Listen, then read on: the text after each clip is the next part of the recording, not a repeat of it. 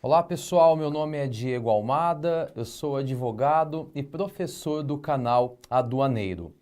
Venho trabalhar com vocês um tópico, um curso bastante bacana, um curso que é bastante utilizado no dia a dia, que é o curso que versa sobre tributação na prestação de serviços. Nesse curso, iremos trabalhar a análise da retenção de diversos impostos e contribuições que incidem na prestação de serviço. Vamos trabalhar as retenções do imposto de renda, PIS, COFINS, CSLL, INSS e ISS.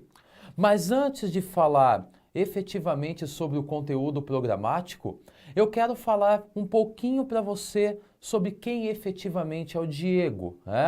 Gostaria de falar rapidamente quem é o Diego e qual é a experiência que ele possui nessa área tributária para vir a falar a você sobre prestação de serviço. Bom, na realidade, eu, Diego, sou advogado, milito na área tributária e empresarial, sou professor universitário, leciono as matérias de direito empresarial e tributária, bem como cursos corporativos no Brasil todo. Ainda sou advogado, como mencionei, e especialista em direito empresarial e direito tributário. Então, tenho uma gama de experiência de alguns anos já nessa área para poder vir e trabalhar com você esse título tão importante, esse tema ou esse curso tão importante que é o curso de tributação na prestação de serviços. Então, nós passaremos a analisar neste curso o conteúdo programático nesse momento.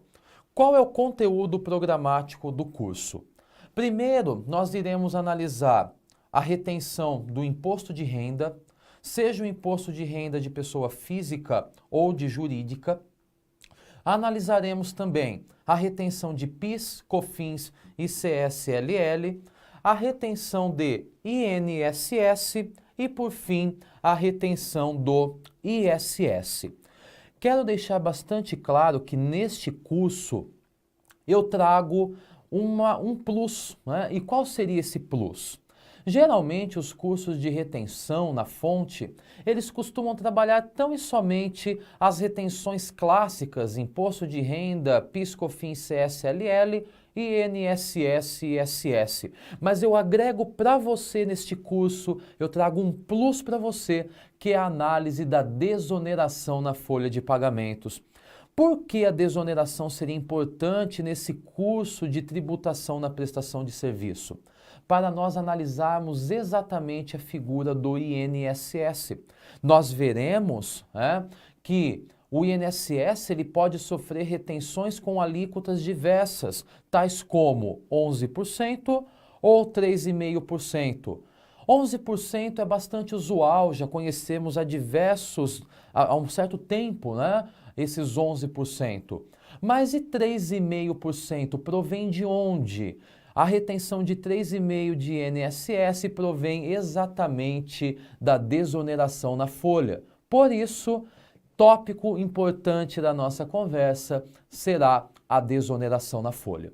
Então, conversaremos sobre a retenção desses vários tributos, seja imposto de renda, PIS, COFINS, CSLL, INSS com a desoneração e, por fim, o ISS. Bom, mas antes de começarmos a entrar no assunto das retenções em espécie em relação a cada tipo de retenção, eu gostaria de iniciar esse curso fazendo uma pergunta a você que me assiste. Por que reter? O que leva ou o que levaria um tomador de serviço a reter um imposto do seu prestador?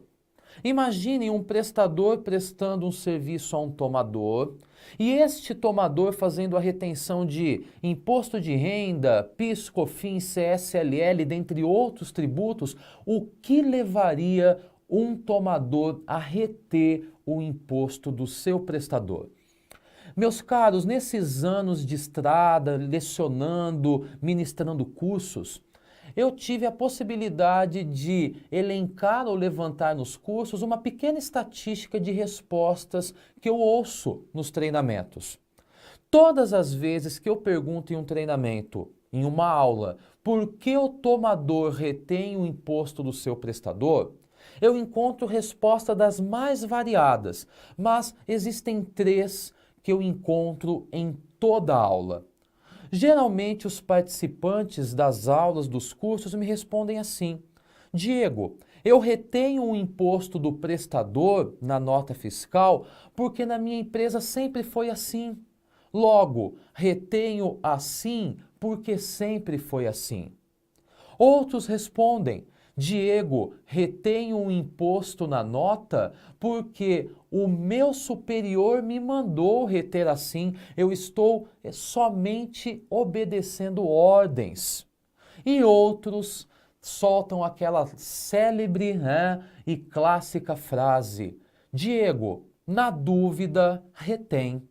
Ou seja, nós temos três respostas que nós nos deparamos todo dia, todo dia sempre nos deparamos com alguém que fala que a retenção tem como, ou a pergunta por que reter, traz uma dessas três respostas, mas na realidade nós veremos que estas respostas, elas não estão corretas, e é essa questão que eu quero levantar com você nesse momento. Por que reter? Para falar sobre retenção, do porquê reter, vamos começar a nossa conversa do zero. Começando a nossa conversa do zero, eu quero trabalhar com você um tópico chamado obrigação tributária. Esse tópico obrigação tributária, que é bastante inicial, preliminar, geral, ele vai trazer o porquê que nós temos a obrigatoriedade de reter na nossa análise bem ao final. Bom, o que é uma obrigação tributária? Para responder o que é obrigação tributária, eu vou dividi-la em duas para que a nossa interpretação fique mais clara. Obrigação tributária, ela pode ser uma obrigação tributária principal ou ela pode ser uma obrigação tributária acessória. A obrigação tributária principal, ela tem uma obrigação que é gerada ou levada ao contribuinte, que é a obrigação de pagar um determinado tributo. Ou seja, então em uma obrigação tributária, o contribuinte ele tem a obrigação de pagar um determinado tributo quando falamos em obrigação tributária principal. De outro lado, quando falamos em obrigação tributária acessória, começa a surgir na nossa conversa a obrigatoriedade que o contribuinte possui de informar, de declarar ao fisco. E tenho certeza que esta obrigação de declarar e de informar, muitas vezes já foi fruto de análise sua, enquanto participante do curso. Tenho certeza que você já deve ter se deparado alguma vez com obrigações acessórias como DIF, RAIS, CAGED, GFIP. Vejam, todas elas são consideradas como de fato uma obrigação acessória, obrigação em que o contribuinte transmite informação ao fisco. Todavia, são essas obrigações acessórias hoje que me preocupam e muito. Por quê? Nós sabemos que a obrigação tributária principal de pagar, com certeza, dói no bolso, Pagar dói no bolso. Sabemos da sua importância. Todavia, nós temos que analisar a importância que existe também nas chamadas obrigações acessórias com o formato da obrigação de informar, de declarar. A minha preocupação reside no fato, na circunstância que vivemos atualmente, que é um caminhar do fisco em justamente agrupar estas obrigações acessórias nos chamados SPEDs. E existem dois SPEDs que eu quero tratar neste nosso curso, que vão impactar o nosso curso e são SPEDs preocupantes, que um deles é o E-social, ou chamado de SPED social, e de outro lado nós temos o EFD-REINF, para muitos aí denominado como SPED das retenções. Quais seriam cada um deles? Quais os objetivos? O que consiste cada um desses SPEDs? Vamos trabalhar primeiro o E-social. O que é E-social? O E-social é um SPED criado pelo fisco que leva ao contribuinte, ao empresário, a obrigatoriedade de encaminhamento de informações relativas à relação de emprego. Então vamos imaginar assim, a partir da entrada do E-social, vamos imaginar que uma empresa resolva contratar colaborador. A admissão, a partir da entrada do E-social, deverá ser encaminhada ao E-social. Mas vamos imaginar que esse empregado, este colaborador que foi admitido, ele receba salário como de fato deve receber mensalmente. Estamos falando que existe folha de pagamento. Esta folha de pagamento deverá ser encaminhada ou transmitida também todo mês ao E-social. Vamos imaginar que este empregado eventualmente sofreu um acidente do trabalho e deva ser comunicada a ocorrência do acidente do trabalho através do que nós chamamos de CAT. A CAT também deverá ser aberta no E-social. Mas se eventualmente em decorrência deste acidente, o eventual colaborador necessitar se afastar temporariamente da sua atividade, o afastamento também deverá ser comunicado no E-social. E por fim, se este colaborador tiver eventualmente o seu contrato de trabalho rescindido, nós sabemos que começam a surgir alguns institutos, como por exemplo o aviso prévio. O aviso prévio também deverá ser comunicado no E-social, da mesma maneira que a própria rescisão do contrato. Ou seja, percebam que nós temos então, com a vinda do E-social, uma rotina de informações que deverão ser encaminhadas pela empresa ao fisco. A minha preocupação não é de fato o encaminhamento da informação, mas é o encaminhamento da informação correta. Por isso surge aqui uma grande dica que eu passo a você que me assiste. Seja você advogado, contador, contabilista, empresário. Você que encaminhará eventualmente informação ao E-social deve se preocupar não somente com a transmissão da informação, mas deve se preocupar com a informação efetivamente transmitida. Por quê? Porque a informação transmitida, ela reflete exatamente a política da empresa. Ou seja, eu, enquanto empresário, contabilista, advogado, contador, deverei analisar preliminarmente se as minhas políticas internas estão adequadas à legislação para que posteriormente eu possa fazer efetivamente a transmissão das informações de modo a não levar a um passivo à empresa efetivamente. Bom, e esse E-social, ele tem previsão para entrar quando? Nós sabemos que o E-social já foi fruto de diversas prorrogações. E a última prorrogação ocorrida no ano de 2016 traz que o E-social ingressará ou tem previsão para ingressar em janeiro de 2018 para as empresas que possuem faturamento superior a 78 milhões de reais. Já para as empresas detentoras de faturamento abaixo de 78 milhões de reais, a previsibilidade da entrada do E-social será julho de 2018. Então, toda essa rotina de transmissão de informações relativas aos vínculos trabalhistas ao E-social tem previsibilidade de entrar em janeiro para empresas com faturamento superior a 78 milhões e em julho para empresas com faturamento abaixo de 78 milhões. Bom, só que ao analisarmos o manual do E-Social estipulado pelo fisco, nós percebemos que nada versa no manual sobre eventuais questões tributárias. Como assim? Sabemos que na prestação de serviço é muito comum nós nos depararmos com retenção, seja de imposto de renda, seja de INSS ou até mesmo de outros tributos. Só que o manual do E-Social nada trouxe sobre essa questão tributária. Então, o que fez o fisco?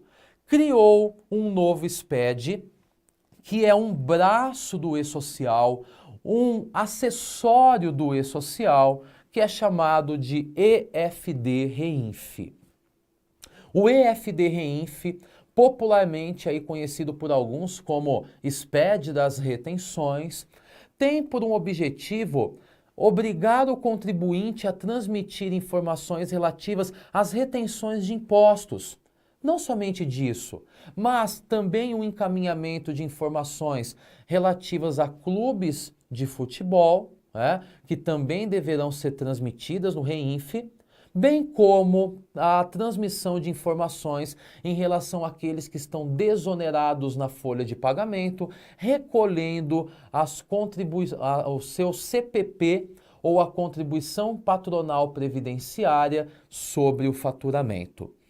Bom, a previsibilidade é que o EFD-REINF ingresse no mesmo período que o E-Social, haja vista que o REINF é um mero acessório do E-Social. E com o REINF se tem a previsibilidade de que uma obrigação acessória que encaminhamos anualmente, que é a DIF, que ela seja abolida. E as informações que eram encaminhadas em DIF uma vez ao ano passem a ser encaminhadas efetivamente mensalmente ou todo mês. Então vejam, nos deparamos aqui com algumas obrigações acessórias bastante importantes que fazem com que fechemos o nosso ciclo sobre a análise das obrigações acessórias. Ou seja, uma obrigação ela pode ser uma obrigação tributária principal, consistente em um pagar, ou acessória, consistente em um informar. Só que esta obrigação tributária, seja principal ou acessória, ela irá se dividir através de sujeitos. Ou seja, nós temos de um lado o sujeito ativo da obrigação tributária e do outro lado nós temos o sujeito passivo da obrigação tributária. Quem são eles? O sujeito ativo da obrigação tributária sempre será o fisco. Por quê? É o fisco que tem a competência para tributar, é o fisco que tem a competência para cobrar o imposto. Ou seja, ele que tem a competência para tributar e para cobrar, será ele considerado como sujeito ativo. Desta maneira, se eu tenho um sujeito ativo que tributa, que cobra, do outro lado eu terei um sujeito passivo que irá, de acordo com a obrigação principal, pagar ao fisco ou informar ao fisco. E quem poderá ser considerado como sujeito passivo? O sujeito passivo irá se dividir em sujeito passivo contribuinte e o sujeito passivo responsável. Como eu consigo diferenciar se o sujeito passivo é contribuinte ou é responsável? Essa separação, essa divisão ocorrerá através, meus caros, de um instituto que eu tenho certeza que você que analisa todo dia uma nota fiscal se depara sempre com a ocorrência de vários desses institutos que eu vou mencionar agora, ou várias vezes esse instituto, só que a ocorrência da análise é tão automática que muitas vezes nos esquecemos que ao analisar uma nota, eu tenho na realidade diversos fatos geradores de tributos. fato gerador de imposto de renda, fato gerador de INSS, fato gerador de ISS, e é justamente o fato gerador que vai levar a uma análise efetiva de quem é o contribuinte. Contribuinte será aquele que mantém uma relação direta com o fato gerador do imposto. Eu costumo dizer que contribuinte é aquele que exercita, que operacionaliza o fato gerador do imposto. Vamos pegar um exemplo. Sabemos que, essencialmente, na maioria dos serviços, quando nós temos uma prestação de serviço, geralmente nós temos a incidência do ISS, Imposto sobre Serviço de Caráter Municipal. Só que nós sabemos que para ter ISS, e veremos isso ainda, a necessidade que eu tenho a prestação de um serviço que está na lista de serviços do município.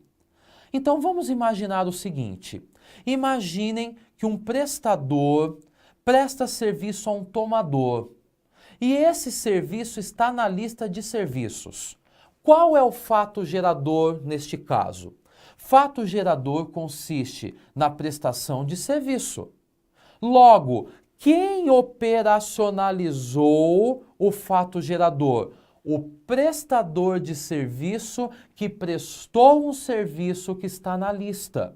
Logo, o prestador de serviço é considerado o contribuinte.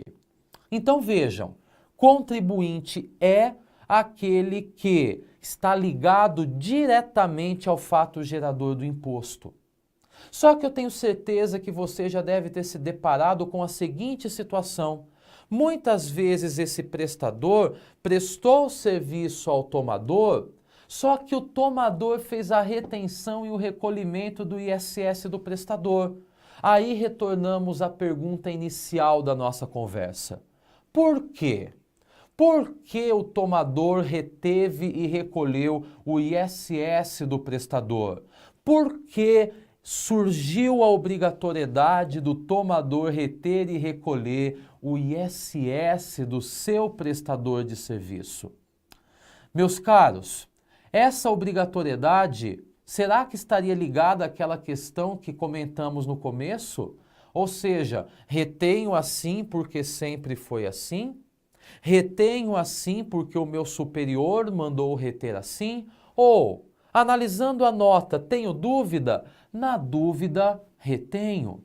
Será que essa é a resposta ou essas são as respostas corretas? Efetivamente não. A resposta correta é: retenho enquanto tomador de serviço do meu prestador porque a lei me atribuiu a responsabilidade de reter. Ou seja, a responsabilidade por reter e recolher um determinado imposto deriva de lei. Eu só retenho porque a lei me mandou reter.